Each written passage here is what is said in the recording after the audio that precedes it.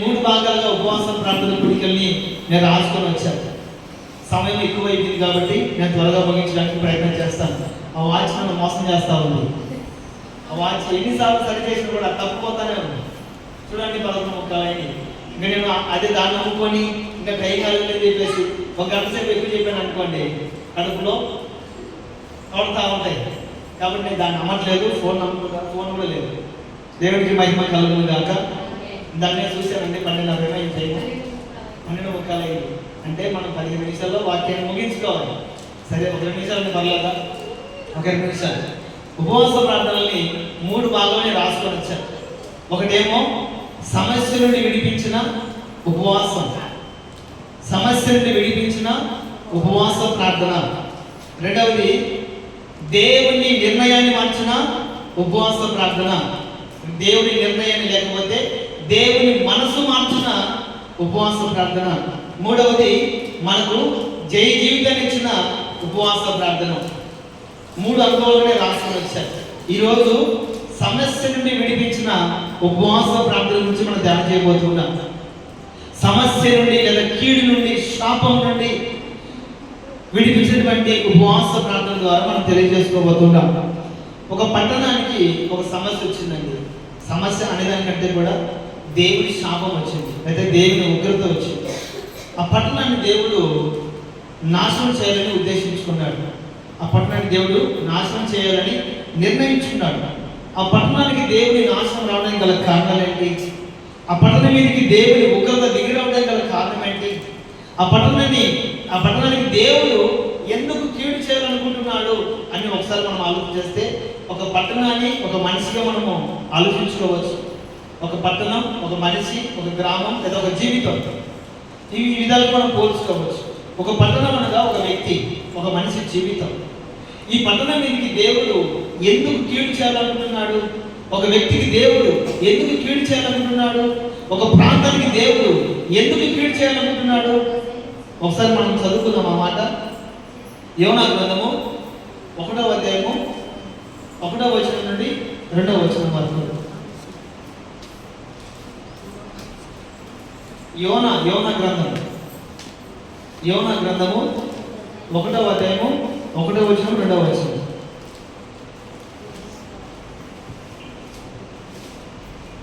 యోనా గ్రంథము 1వ అధ్యాయము 1వ వచనం 2వ వచనం. నినివే పట్టణస్థుల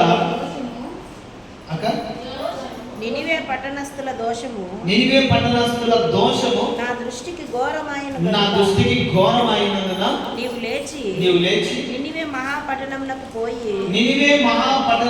పోయి దానికి దుర్గతి కలుగునని ప్రకటింపుము. అయితే యెహోవా సన్నిధి నుండి తర్షీసు పట్టణమునకు. ఇక్కడ చదవబడిన వాక్య భాగంలో ఇక్కడ నినివే పట్టణము ఏ పొజిషన్ లో ఉంది? ఘోరమైన, మళ్ళీ చదవచ్చు, దేవుని దృష్టికి ఘోరమైంది. నినివే పట్టణస్థుల దోషము. ఇక చాలు. ఈ నినివే పట్టణము దేవుని కీడు పొందుకోవడానికి గల కారణం ఏంటి? దేవుడు ఆ పట్టణాన్ని నాశనం చేయాలనడానికి గల కారణాలు ఏంటి? దేవుడు ఆ పట్టణానికి కీడును పంపించాలన్నటువంటి ఉద్దేశం ఏంటంటే, నినివే పట్టణస్థుల దోషము దేవుని దృష్టికి బహు ఘోరంగా కనబడతా ఉంది. నేను చెప్పాను, పట్టణం అంటే ఒక వ్యక్తి కావచ్చు, ఒక వ్యక్తి జీవితమే కావచ్చు. పట్టణం అంటే ఏదో నినివే పట్టణమే అనుకోకూడదు. మన జీవితాన్ని కూడా దాంతో పోల్చుకోవాలి. ఒక వ్యక్తి మీదకి దేవుడు కీడు రప్పించాలని ఎందుకు అనుకుంటున్నాడు? ఒక పట్టణం మీదకి దేవుడు కీడును ఎందుకు రప్పించాలని కోరుకుంటున్నాడు అంటే, ఆ నినివే పట్టణ ప్రజల దోషం అంట దేవుడి దృష్టికి బహు ఘోరమైపోయింది. వాళ్ళు చేసే వ్యర్థ ప్రవర్తనే కావచ్చు, వాళ్ళు చేసే చెడు తలంపులే కావచ్చు, వాళ్ళు చేసే అన్యాయములే కావచ్చు, వాళ్ళు చేసే బలవంతాలే కావచ్చు, వాళ్ళు చేసే మూర్ఖమైన ప్రవర్తనే కావచ్చు. ఇవన్నీ కూడా ఏం చేస్తున్నాయంటే దేవుని దృష్టికి బహు ఘోరంగా కనపడతా ఉంది. దేవుని దృష్టికి బహు ఘోరం కనపడుతుంది. కాబట్టి ఆ పట్టణానికి ఒక దుర్గతిని లేదా ఒక కీడుని, ఒక నాశనాన్ని నేను చేయాలనుకుంటున్నానని దేవుడు ఒక ప్రవక్తతో చెప్పినటువంటి సందర్భాన్ని మనం చూస్తాం. నా ప్రియమైన వాళ్ళ, ఇప్పుడు నినివే పట్టణానికి ఏమొచ్చింది? ఒక కీడు కావచ్చు, ఒక సమస్య కావచ్చు, లేదా ఒక శాపం కావచ్చు, ఆ ప్రాంతానికి వచ్చింది. ఆ ప్రాంతానికి వచ్చిన తర్వాత ఆ సమస్య తొలగిపోయింది. ఆ కీడు వచ్చిన దారిని మరలా తిరిగి వెళ్ళిపోయింది. శాపం కాస్త ఆశీర్వాదకరంగా మారిపోయింది. ఆ మాట కూడా చదువుతాం. 3వ అధ్యాయం 10వ వాక్యం. యోనా గ్రంథము 3వ అధ్యాయం 10వ వాక్యం. ఈ నినివే వారు తమ చెడు నడతలను మానుకొని వారు చేయుచున్న క్రియలను దేవుడు చూచి పశ్చాత్తాపుడై వారికి మేలు చేయుదునని తాను మాట ఇచ్చిన కీడు చేయక మానేశాడు. ఒకప్పుడు మొదటి అధ్యాయము మొదటి వచనం ఏమంటున్నాడు? నేను ఆ పట్టణానికి దుర్గతిని కలుగజేయబోతున్నాను, లేకపోతే నాశనాన్ని కలుగజేయబోతున్నాను, లేకపోతే కీడును రప్పించబోతూ ఉన్నాను. 3వ అధ్యాయం 10వ వచనంలో వచ్చేసరికి ఏమంటున్నాడు? కీడు చేయకుండా ఏం చేశాడు దేవుడు? కీడు చేయకుండా మానేశాడు. ఆ కీడు చేయకుండా ఏం చేశాడు? మానేశాడు. నాశనం చేయకుండా ఏం చేశాడు? మానేశాడు. దుర్గతి చేయకుండా ఏం చేశాడు? మానేశాడు. ఇలా మార్పు కలగడానికి కారణం ఏంటి?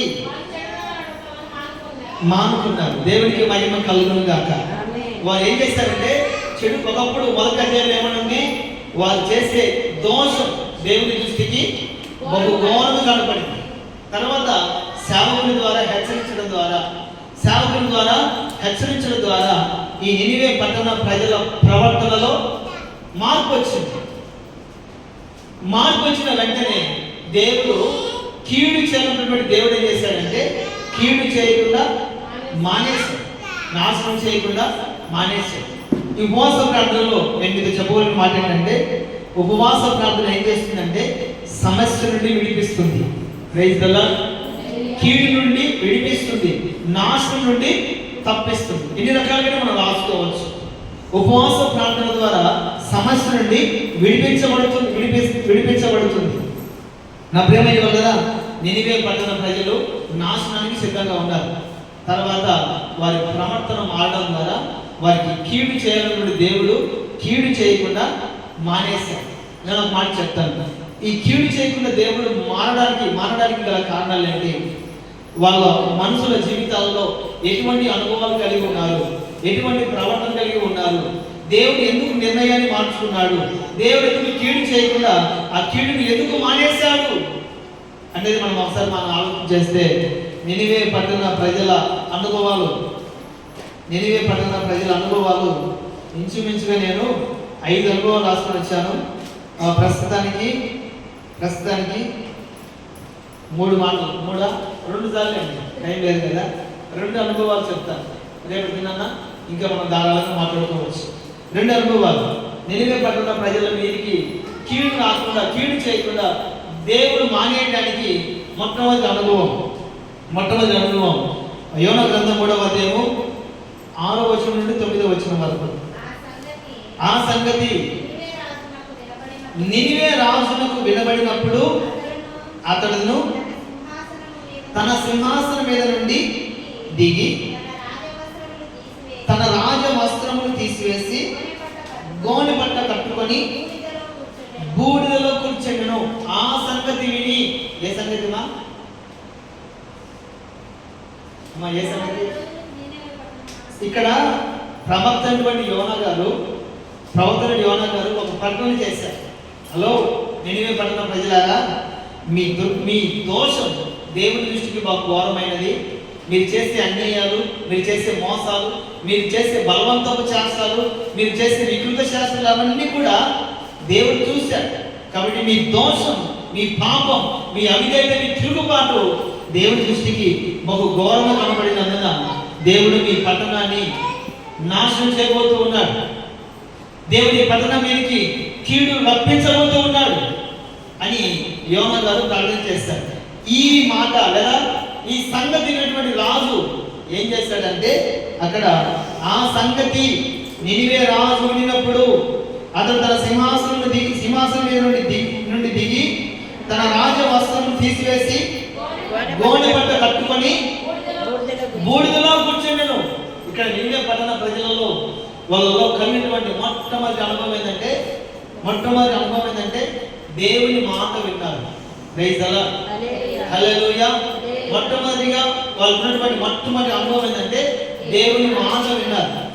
చర్చికి వచ్చే వాళ్ళే అమ్మ దేవుడు నీకు హెచ్చరించమని చెప్పాడు, దేవుడు నీకు సరిచేయమని చెప్పాడు. ఒకసారి దేవుని మాటకు లోబడు అని చెప్తే లోబడదు. కానీ ఇక్కడ ఒక రాజు, నినివే పట్టణాన్ని పరిపాలిస్తున్నటువంటి ఒక రాజు ప్రవక్త నోట వచ్చే మాట వినగానే దేవుని మాటకు భయాన్ని చూపించాడు. దేవుని మాటను వినడానికి అంగీకరించాడండి. ఈ మాట వినగానే రాజు ఏం చేశాడు? తన సింహాసనం నుండి దిగి వచ్చాడు. ఫస్ట్ సింహాసనం దిగి వచ్చాడు. ఎందుకంటే నేను రాజు అయినప్పటికీ కూడా నాశనం కాక తప్పదు. నేను రాజు అయినప్పటికీ కూడా దేవుని కీడు అనుభవించక తప్పదు. నేను రాజు అయినప్పటికీ కూడా దేవుని ఉగ్రత నుండి తప్పించుకోవడం అసాధ్యం. ఫస్ట్ నేను రాజ అధికారం నుండి దిగాలి అని సింహాసనం దిగి వచ్చాడు. తర్వాత రాజ వస్త్రములను తీసివేశాడు. రాజ వస్త్రము ఒక అలంకరణ కావచ్చు, ఒక అహంకారం కావచ్చు, ఒక అధికారాన్ని కావచ్చు, ఏవైనా కూడా ఇవన్నీ కూడా తొలగించుకోవాలి అని రాజ వస్త్రం తొలగించి గోనె పట్ట కట్టుకొని, గోనె పట్టకు సాదృశ్యం ఏంటంటే ఒక తగ్గింపు జీవితం, తగ్గింపు స్వభావం. గోనె పట్ట కట్టుకొని బూడిద పూసుకొని కూర్చొని ప్రార్థన చేస్తుంది. నా ప్రియమైన వాళ్ళరా, వారి జీవితంలో మొట్టమొదటి అనుభవం ఏంటంటే నినివే పట్టణ ప్రజలు, రాజు మాత్రమే కాదండి, రాజు అనుసరించాడు, రాజు దేవుడి మాట విన్నాడు.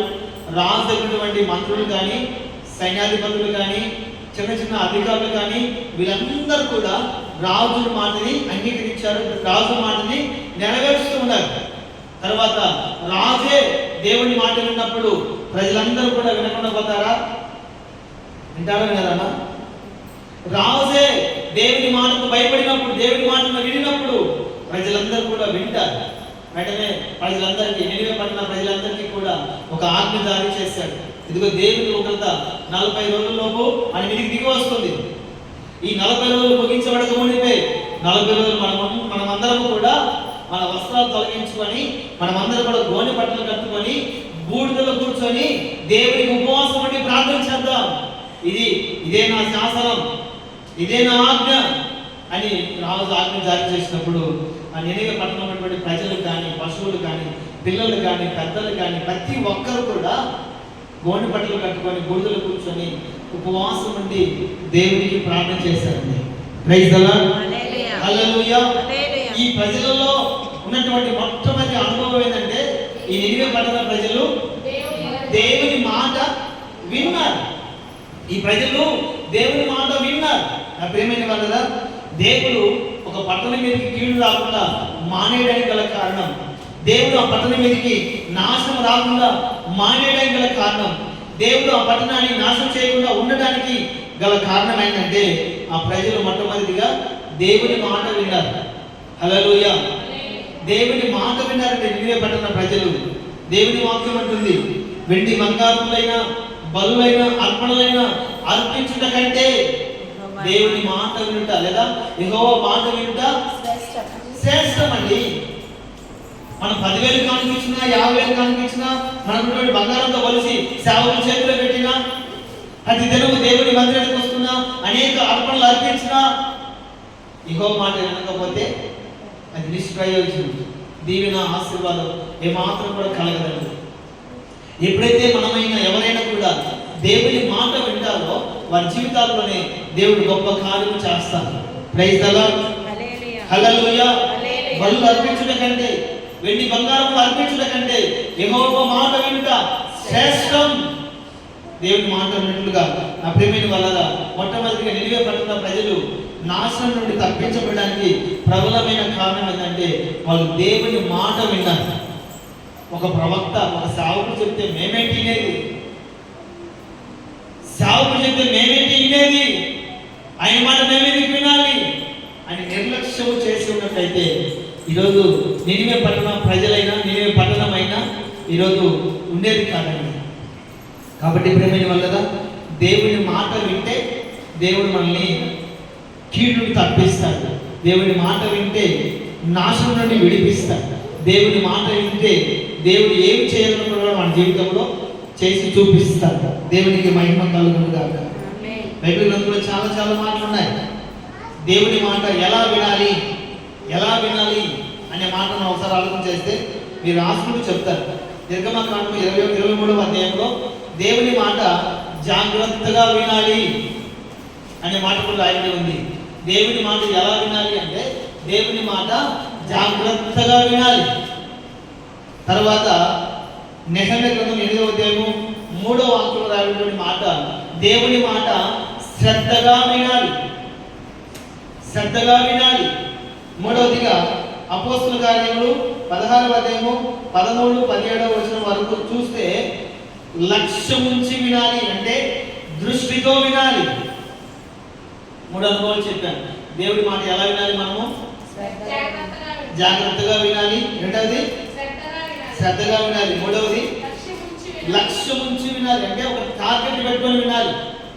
దేవుడి మందిరానికి వచ్చినప్పుడు చాలా మంది పాటలు పాడడానికి లేకపోతే ఏదైనా ఏ కార్యక్రమానికైనా కూడా హృదయాన్ని అంగీకరిస్తారు, సంతోషంగా వింటూ ఉంటారు.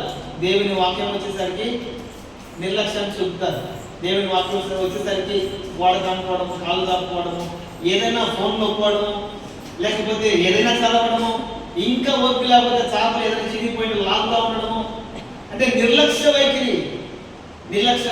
ప్రియమైన వాళ్ళరా, పాటల వలన మనకేమి ఒకవేళ ఆత్మ సంబంధమైన ఆనందం కలిగించాము కావచ్చు, కానీ మన జీవితంలో కార్యం అయితే కలగదు. పాటల వలన, లోకంలో జరుగుతున్న కార్యక్రమాల వలన ఏమైనా అంతంత మాత్రమే, కొద్ది నిమిషాలు మాత్రమే సంతోషం కలిగించవచ్చాము, కానీ మన జీవితానికి ఏమాత్రం కూడా ప్రయోజనం కలిగించదు. ఒక మనిషి జీవితంలో మార్పు కలగాలి అంటే దేవుని మాట వినాలి. Praise the lord. ఒక మనిషి జీవితంలో అనుకున్నది నెరవేర్చబడాలి అంటే దేవుని మాట వినాలి. అదే ఎలా వినాలి అని ఒకసారి మనం ఆలోచన చేస్తే జాగ్రత్తగా వినాలి, రెండవదిగా శ్రద్ధగా వినాలి, మూడవదిగా లక్ష్యముతో లేకపోతే దృష్టితో టార్గెట్తో వినాలి. ఇదిగో ఈరోజు మందిరానికి వెళ్తున్నాను, సేవకులు 3 మాటలు చెప్తారు. 3 మాటలు కనీసం 3 మాటలు నా హృదయంలో ఉండిపోవాలి. 3 మాటల్లో ఏదో ఒక మాట నాకు బలమైనదిగా మార్చబడాలి, నా జీవితంలో నాటుకొని పోవాలి. స్వాతంత్ర గారు ప్రార్థన చేసినట్టుగా వాక్యం ఎలా ఉండాలి మా జీవితంలో అంతే నాటబడాలి. నాటబడిన చెట్టుని ఎవరు కూడా పెరిగి వేయలేడు. వాక్యం మన హృదయంలో నాటబడింది అనుకోండి, సాధారణ వచ్చి దాన్ని ఎత్తుకోవడానికి అవకాశం అనేది, ఆస్కారం అనేది పొరపాటే ఉండదు. వాక్యము మనము దృష్టి పెట్టి వింటే, టార్గెట్తో వింటే ఆ వాక్యం మన హృదయంలో ఏమైపోతుందంటే నాటబడుతుంది. Praise the lord. ఒక తల్లి గారు ఇలాగే పౌలు గారు ఒక గదిలో ఒక ఇంటిలో వాక్యాన్ని బోధిస్తున్నప్పుడు అందరు వింటున్నారు, కానీ ఒక తల్లి గారు మాత్రం టార్గెట్ పెట్టి వింటుంది. ఒక దృష్టితో ఒక దృష్టి పెట్టి వింటుంది, ఒక లక్ష్యంతో దేవుని మాటలు వింటుంది.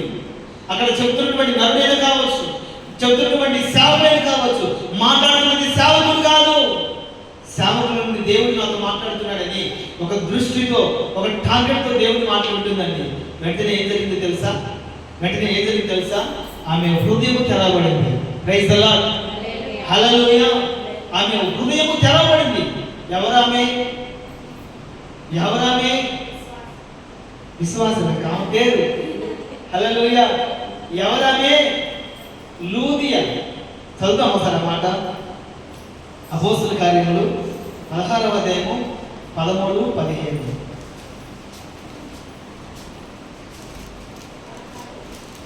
16వ అధ్యాయము 13వ వాక్యం 17వ వాక్యం, 13 నుంచి 17 వరకు. కాబట్టి త్రోయను విడిచి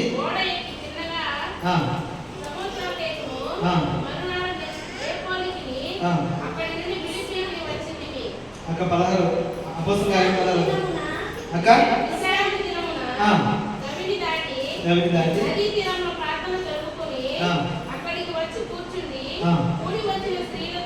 కూడి వచ్చిన స్త్రీలతో మాట్లాడుచుంటివి. అప్పుడు లూదియా అను దైవభక్తి గల ఒక స్త్రీ విడిచుండెను. ఆమె ఊదాలను పొడిని తుయతైర పట్టణస్థురాలు ప్రభు ఆమె హృదయం తెరిచెను కనుక పౌలు చెప్పిన మాటలు ఎందు లక్ష్యం ఉంచెను. ఇప్పుడు చెప్పాలి. పౌలు చెప్పినటువంటి మాటలు ఎందు ఆమె లక్ష్యం ఉంచడం ద్వారా ఆమె జీవితంలో ఏం కలిగింది ఆమె జీవితంలో? ఆమె హృదయం తెరవబడింది. హృదయం తెరవబడింది. నేను ఎందుకు చెప్తున్నానంటే, మన హృదయం తెరవబడలేదు అనుకోండి, ఎన్ని వాక్యాలు చెప్పినా, ఎంత కష్టపడి వాక్యాన్ని తయారు చేసుకుని వచ్చినా, లోతైన మర్మాలు చెప్పినా దున్నపోతు మీద వాళ్ళు చూసినట్టే. బోడిగుండల మీద ఎన్ని బతికి నీళ్ళు ఓడించినా ఒక్క చుక్క నీళ్ళని ఉంటాయా? ఉండవు. కారణం ఏంటంటే అక్కడ ఎలా ఉంది? నున్నంగా ఉంది. అంటే హృదయం తెరవబడలేదు. ఎప్పుడైతే మనం దేవుని వాక్యానికి దృష్టి పెడతామో, ఎప్పుడైతే దేవుని వాక్యం వినడానికి ఒక లక్ష్యాన్ని ఉంచుతామో, అప్పుడు ఏం జరుగుతుందంటే మన హృదయము తెరవబడుతుంది. హృదయం తెరవబడిన తర్వాత, ఆ హృదయంలోకి దేవుని వాక్యం వచ్చిన తర్వాత, ఆ వాక్యము నాటుకొని పోయిన తర్వాత ఎవడైనా ఆ వ్యక్తిని కదిలించగలుగుతాడా? ఎవడైనా ఆ వ్యక్తిని పడగొట్టగలుగుతాడా? ఏ వ్యాధి అయినా, రోగమైన, శ్రమైన, బాధ అయినా, నిందైన, అవమానమైన ఆ వ్యక్తిని కదిలించగలుగుతాయా? ఎందుకంటే ఆ వ్యక్తి వాక్యము చేత నాటబడిన వ్యక్తి. ఏమైనా వాళ్ళ హృదయము తెరచి దేవుని వాక్యాన్ని మనం అంగీకరించాలి. హృదయము తెరిచి దేవుని వాక్యానికి అంగీకరించకుండా మనం హృదయం తెరిచి అలాగే ఉంచామనుకోండి, ఖాళీ ఉన్న హృదయంలోకి ఏమొస్తాయి? మా ఇరువురికి వినాలి లేదు. మన హృదయం తెరిచి వాక్యాన్ని అంగీకరించాలనుకోండి, ఆ హృదయం ఖాళీగా ఉందనుకోండి, ఏమొస్తాయి అంటే దురాత్మలు వస్తాయి. చెడు కాదండి, దురాత్మలు సంచరిస్తాయి, దురాత్మలు నివాసం ఉంటాయి. బాల్యబాయిలో యేసు ప్రభువు వారు ఒక వ్యక్తికి దురాత్మ అయితే తొలగించండి.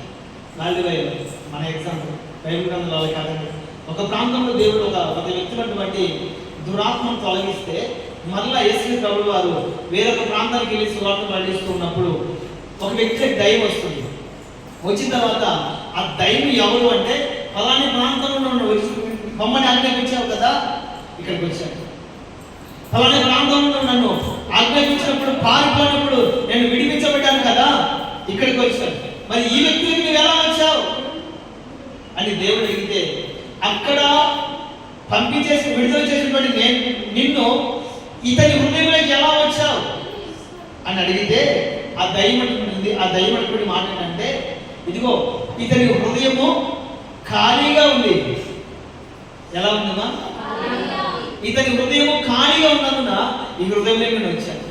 మన హృదయము దేవుని వాక్యం చేత నింపబడలేదు అనుకోండి, మన హృదయము దేవుని ఆత్మ చేత నింపబడలేదు అనుకోండి, మన హృదయము దేవునికి కృతజ్ఞతాస్తుతుల ద్వారా నింపబడలేదు అనుకోండి, మన హృదయం ఖాళీగా ఉందనుకోండి, హృదయంలోకి ఏమొస్తాయి?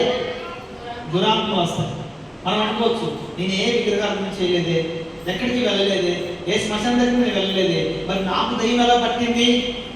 మనం పిలవాల్సిన అవసరం లేదండి. సాధారణ వాడు పిలవని పెరగడానికి వెళ్తాడు.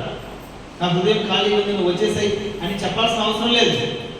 కాబట్టి ప్రియమైన వాళ్ళగా మన హృదయం తెరవబడాలి. ఫస్ట్ హృదయం తెరవబడిన తర్వాత ఆ హృదయంలోకి వాక్యం రావాలి. ఆ వాక్యం వచ్చిన తర్వాత ఆ వాక్యం మన హృదయంలో నాటుకొని పోవాలి.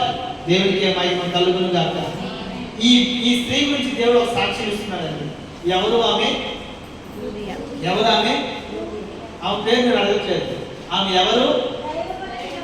దైవ భక్తి కలిగిన స్త్రీ. ఇటువంటి సాక్ష్యము మీకు అందరికీ కలుగును గాక. ఆమేన్. చెప్దాం సంతోషంగా, హల్లెలూయా. లూదియా ఎవరు అంటే దైవ భక్తి కలిగిన స్త్రీ. స్త్రీలలో మీరందరూ కూడా సమానత్వం కాదండి. ఏంటండి, వాళ్ళకున్నట్టు ముక్కు మాకుంది, వాళ్ళకున్నట్టే జడలు మాకున్నాయి, వాళ్ళకున్నట్టు చేతులు కాళ్ళు మాకున్నాయి, మేమెందుకు సమానం కాదు అని అనుకోవచ్చు. అందరిలో మనం ప్రత్యేకంగా ఉండాలి. Praise the lord. స్త్రీలలో స్త్రీలు కాదు, స్త్రీలలో మనం నేను కాదు, స్త్రీలలో మీరు ప్రత్యేకించబడిన వారిగా ఉండాలి. మరియమ్మ ఎలా ఉన్నారు? స్త్రీలలో ఆశ్రయించబడిన స్త్రీ. స్త్రీలతో సమానత్వం కాదు కదా, స్త్రీలలో ప్రత్యేకించబడింది, స్త్రీలలో ప్రత్యేకమైన స్థానాన్ని సంపాదించుకుంది, స్త్రీలందరిలో కూడా ఆశ్రయించబడిన స్త్రీగా మార్చబడింది. భక్తి కలిగిన స్త్రీ. మీరందరూ సమానత్వం కాదండి. మీకంటూ దేవుడు ఒక్కొక్క అనుభవాన్ని ఇవ్వాలి, లేదా ఒక్కొక్క సర్టిఫికేట్ ఇవ్వాలి. ఇదిగో పలానా అక్క గారు దైవ భక్తి కలిగిన స్త్రీ, పలానా అక్క గారు పరిచర్య చేసే స్త్రీ, పలానా అక్క గారు దేవుని మహిమపరిచే స్త్రీ, పలానా అక్క గారు దేవుని కొరకు త్యాగం చేసే త్యాగపూరితమైన స్త్రీ. ఎన్నెన్నో అనుభవాలు ఉన్నాయండి. ఏ విధంగా చేతనైనా మీ అందరికీ ఒక్కొక్కరికి ఒక్కొక్క అనుభవాన్ని నా దేవుడు సమృద్ధిగా దయచేయండి. ఆమేన్, హల్లెలూయా. వాక్యాన్ని ఎలా వినాలి? శ్రద్ధగా, జాగ్రత్తగా వినాలి, శ్రద్ధగా వినాలి, లక్ష్యం ఉంచి వినాలి. అప్పుడు దేవుని మాటలను విన్నవారం అవుతాం. దేవుని మాట వింటే ఏం కలుగుతుందంటే నాశనం నుండి తప్పించబడతాం, సమస్య నుండి విడిపించబడతాం, ఇంకా ఎన్నో అనుభవాల నుండి కూడా మనము విమోచించబడతాం. దేవునికి మహిమ కలుగును గాక. చివరి మాట చెప్పి నేను ముగిస్తాను. యోనా గ్రంథము 3వ అధ్యాయము 5వ వాక్యం. యోనా గ్రంథము 3వ అధ్యాయము 5వ వాక్యం. నినివే పట్టణపు వారు దేవుని యందు విశ్వాసం ఉంచి ఉపవాస దినము చాటించి గనులేమి అల్పులేమి అందరూ కూడా గోని పట్ట కట్టుకొని ఆ సంగతి చాలు మళ్ళా ఇక్కడ నినివే పట్టణ ప్రజలలో ఉన్నటువంటి రెండవ అనుభవం ఏంటంటే, ఈ నినివే పట్టణ ప్రజలు దేవుని యందు విశ్వాసం ఉంచారు. ఈ నినివే పట్టణ ప్రజలు దేవుని యందు విశ్వాసం ఉంచారు.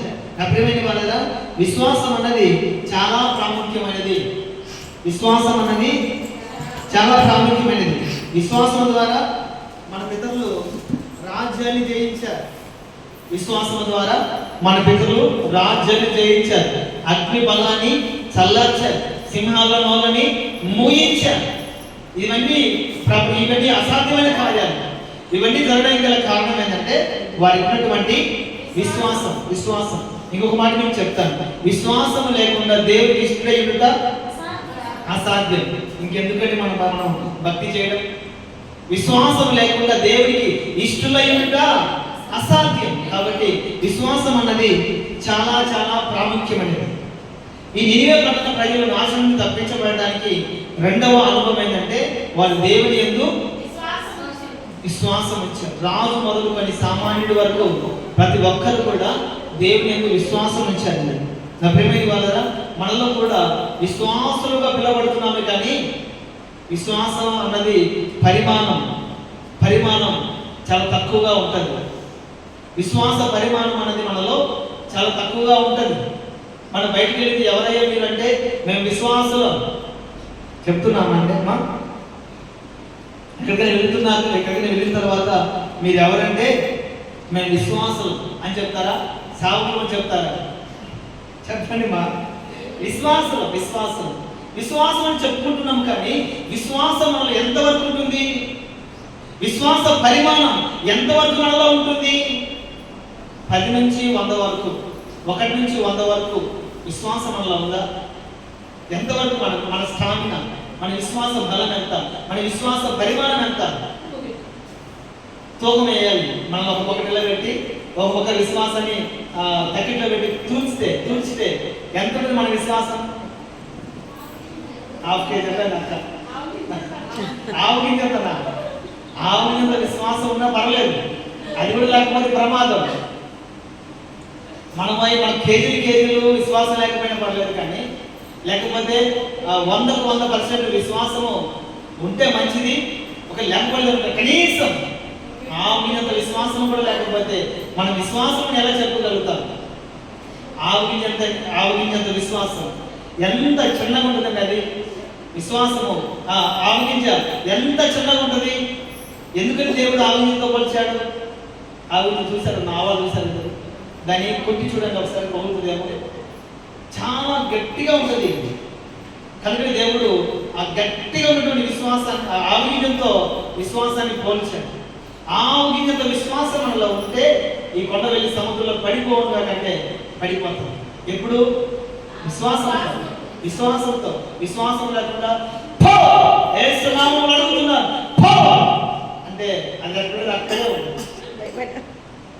దయ్యాలైనా, రోగాలైనా, వ్యాధులైనా, సమస్యలైనా ఏవైనా కూడా మన నుండి విడిపించబడుతున్నాయి అంటే మనలో విశ్వాసం ఉండాలి. విశ్వాసం ఉండాలి. నా ప్రేమైన వాళ్ళగా, విశ్వాసం ద్వారానే దేవుడు కార్యం జరిగిస్తాడు. విశ్వాసం గురించి చెప్పుకుంటే చాలా సందర్భాలు ఉన్నాయి. అబ్రహాము తన కుమారుని మరణ పడకల నుంచి మళ్ళా పొందుకోవడానికి గల కారణం విశ్వాసం. అబ్రహాము మన పితరులు ఇశ్రాయేలు ప్రజలు వాగ్దాన దేశాన్ని స్వతంత్రం చేసుకోవడానికి ముఖ్యమైన కారణం విశ్వాసం. కాబట్టి విశ్వాసం అన్నది చాలా ప్రాముఖ్యమైనది. నినివే పట్టణ ప్రజలు నాశనం కాకుండా తప్పించబడడానికి రెండవ అనుభవం ఏంటి? విశ్వాసం. ఈ విశ్వాసం వలన ఏం కలుగుతుందంటే రెండు మాటలు చెప్తాను. విశ్వాసం వలన రక్షణ కలుగుతుంది. అపోస్తుల కార్యములు 16వ అధ్యాయము 37వ వాక్యంలో రాయబడినటువంటి మాట. అపోస్తుల కార్యములు 16వ అధ్యాయము 31వ వాక్యం. అక్కడ రాయబడినటువంటి మాట చదవద్దని చెప్తున్నాను. విశ్వాసం వల్ల ఏం కలుగుతుందంటే రక్షణ కలుగుతుంది. రెండవదిగా రోమపత్రిక 5వ అధ్యాయము 1వ వాక్యంలో విశ్వాసము ద్వారా నీతిమంతులుగా మార్చబడతారు. విశ్వాసము ద్వారా నీతిమంతులుగా మార్చబడతాడు. అతడు దేవుని నమ్మెను, అతడు దేవుని విశ్వాసం ఉంచెను, అతడు నీతిమంతునిగా మార్చబడినని అబ్రహాము బట్టి దేవుని వాక్యం సెలవిస్తుంది. విశ్వాసం ఏం చేస్తుందంటే నీతిమంతునిగా మారుస్తుంది. నేను ముగిస్తున్నాను. ఒక మాట మీకు చెప్తాను. ఒక అన్యుడు ఉన్నాడు అనుకోండి. ఒక అన్యుడు ఉన్నాడు. అన్యుడు దేవుని గురించి వింటున్నాడు. వాస్తవంగా మనకి ఇంచుమించు మన యూట్యూబ్ ఛానల్ మీరు చూస్తున్నారు అనుకుంటున్నాను. మీరు చూస్తున్నారంటే మన యూట్యూబ్ ఛానల్లో ఇంచుమించు 1750 మంది ఉన్నారు.